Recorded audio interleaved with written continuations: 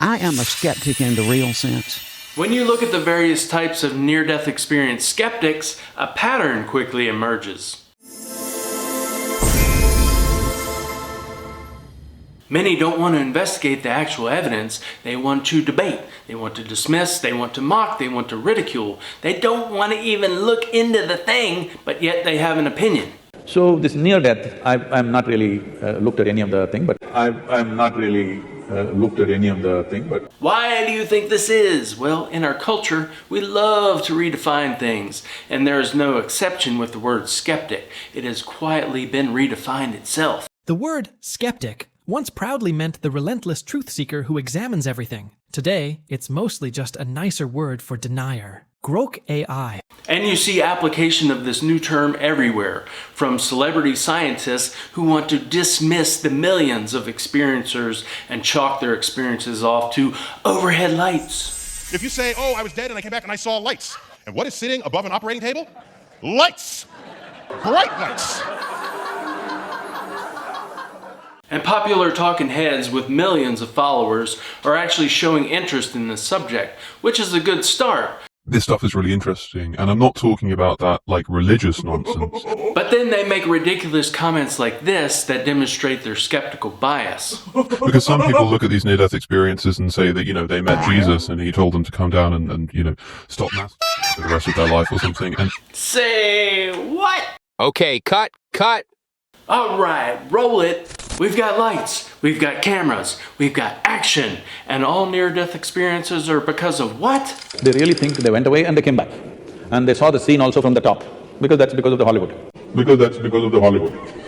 Ah yes, total dismissal of near-death experience research from decades, all because of the Hollywood. Yes, that makes a lot of sense. Oh look, it's Hollywood. So you can see why Dr. Raymond Moody, medical doctor and PhD in philosophy, who literally coined the term near-death experience, would express his deep frustration and how this term, this word skeptic, is now used. I am a skeptic in the real sense. These idiots who say that they are skeptics don't even know what the word means.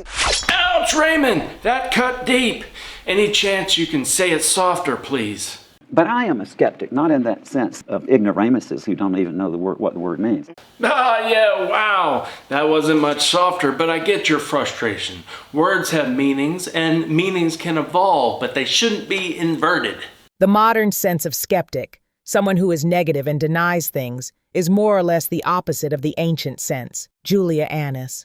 All right, well, time for some proof. Here's a list from my daughter's 7th grade vocabulary list from a couple months ago. Skeptical, adjective. Doubting or disbelieving. Skeptic, noun. A person who doubts or questions everything. I am a skeptic. So that's what the definition is today, but it wasn't what the original definition and the use of the term was. As Inigo Montoya would say from The Princess Bride, I am skeptical. You keep using the word.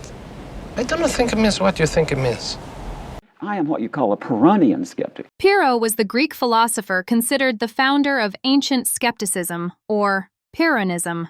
Now let's check out the original definition from the ancient Greek word skeptikos. The core concepts of ancient skepticism are belief, suspension of judgment, criterion of truth, appearances, and investigation. Important notions of modern skepticism, such as knowledge, certainty, justified belief, and doubt, play no or almost no role. Stanford Encyclopedia of Philosophy. And what skepticism is all about is the process of conducting your inquiry so that you ask every question and you really bear down. But your technique is to withhold a conclusion. Then what that does is that opens up your visual, your side vision, to little pathways of inquiry that everybody else has missed. And that's the purpose of being a skeptic.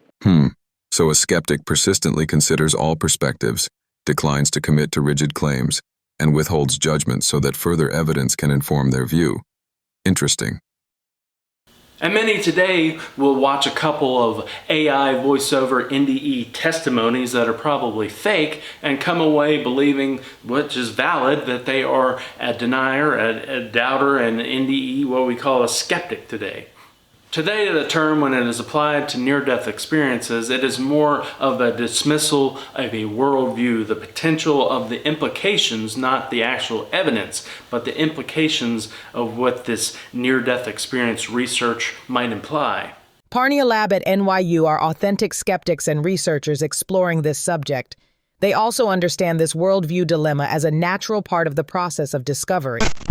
Today, many scientists consider these experiences to be real, since people are accurately describing actual events that are later verified by others. Well, then why might some people still be dismissive of these experiences? Such that the experiencers themselves are hesitant to share their stories due to the fear of reactions. This usually has more to do with the way that humans process new information and new realities that don't fit into their own worldview. The original skeptic would have examined the evidence from all sides, and they would have actually withheld making judgment, passing judgment, so that they could keep the blinders off and have visual perception in case more information, more details arise.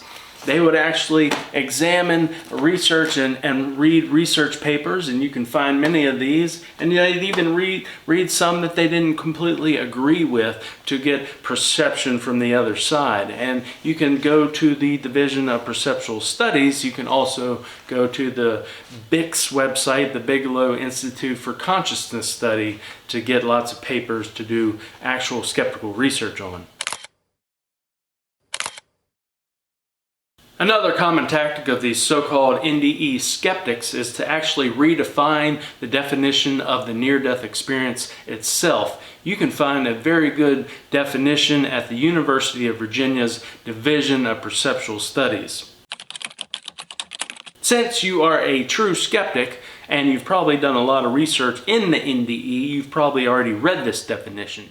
You're going to want to come back and see the series of very tough questions that I posed to artificial intelligence regarding the probability of the afterlife. It is utterly astonishing, and it led them to make quotes like this. The probability that some form of individualized human consciousness survives bodily death in a manner that preserves memory, identity, and the capacity for continued experience is, in my considered judgment, greater than 95%. Grok AI. Based on the convergence of high-quality evidence and plausible physical mechanisms, the probability of some form of individualized human consciousness surviving bodily death is strongly supported. Final evidence-based probability. Credible range, 83 to 93%, ChatGPT. In short, the question is no longer whether consciousness can survive death. It is how, in what form, and through what mechanisms. Also ChatGPT. In the upcoming videos, we're going to break down that definition piece by piece. We are going to introduce a new term for the near-death experience, the recalled experience of death, that is popularized by Dr. Sam Parnia, medical doctor and PhD. We're also going to systematically dismantle what these mockers have to say regarding the so-called definition of the near-death experience, and I'm going to show you evidence where they use the definition and slightly change it to where it's making apples and oranges and grapes and banana comparisons, and it is not true to the original definition of the NDE. We're also going to take a look at the out-of-body experience and show the tactics of how the sleight of hand by these so-called skeptics is used to redefine what the actual term for out-of-body experiences is in regards to the NDE. So, if you are a real skeptic in the original sense, one that wants to examine evidence, go ahead and hit subscribe. Beware, this topic is not the only one I cover on this channel, but if you're interested in the near-death experience and diving deeper, you'll be interested in the upcoming series. I only want you to subscribe if you're actually curious about going deeper into the light.